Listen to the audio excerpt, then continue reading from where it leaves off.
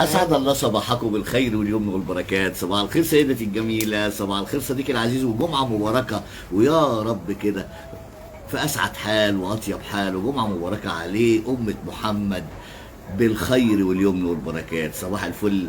بيقول لك كلمتين ونص، والمثل بيقول النهارده الهي الأحبة تلهيك واللي فيها تجيبه فيك. طب ايه هي بقى الناس اللي لا مؤاخذة يعني ما تيجي تتكلم معاهم ويجيبوا لك فيلم من الشرق وفيلم من الغرب والحكاية والرواية عشان يمخولوا لك دماغك. هل نقول عليهم بقى دول أذكياء أم برج الجوزاء أم هم ناس اه يعني ما بيوردوش على جنة؟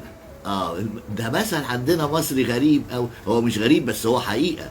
في ناس كده اول ما تيجي تتكلم معاها ولا تيجي مثلا تعاتبه في شيء، يقوم جايب لك فيلم من الغرب وفيلم من الشرق، والهي الأحبة تلهيك واللي فيها تجيبه فيك، ويجيب لك القطط الفاطسة كلها، وكل ده كلام فاضي طبعا ابن عم حديد. والمثل ده عندنا منه كتير.